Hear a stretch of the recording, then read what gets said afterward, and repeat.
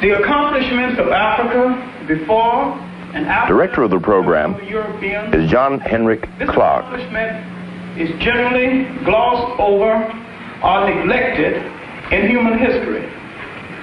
A lot of this, the misconception of Africa and the distortion of African history is involved in a word that is relatively new, the word Negro. A kind of nickname that grew out of European laziness, the inability or the lack of a desire to give Africans their proper identity.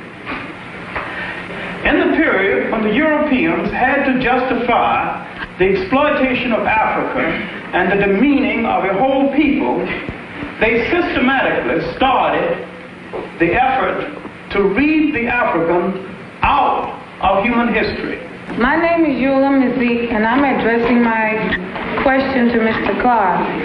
I want to know what happened to the so-called Negro culture in America. The most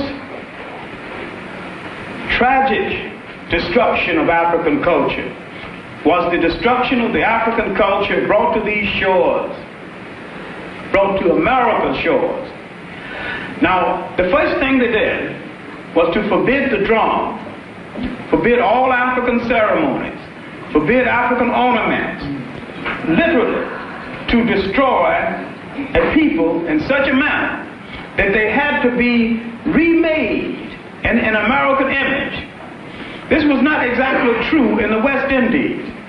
It was slavery, make no mistake about it. But because it was on an island, many of the Africans could communicate with each other and maintain some of the African culture, while in the United States it was impossible, because as they arrived, mother, brother, sister were split up and they went in opposite directions. Then they were resold. They might have been resold within a matter of days after they were sold the last time. So it was difficult for relatives to keep track of each other, and it was difficult for a continuity to be maintained in African culture. This was the beginning of the fragmenting of our family in this country. It was also the beginning of the demeaning and the negation of the masculinity of the black male in America. This demeaning of our culture and this reading us out of the commentary of human history has left deep psychological scars. What we are trying to do now is a massive job of rebuilding the inside, the spirits, the hopes, the history, the culture of a people. We're trying to restore those values that have been taken away.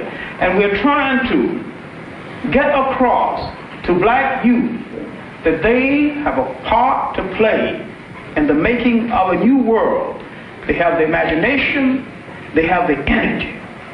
You must first restore that part of yourself that has been negated by oppression. It is as essential to you as bread and water. It is part of the food that must feed your spirit in the world of tomorrow. And it is part of what you will have to transfer to your children.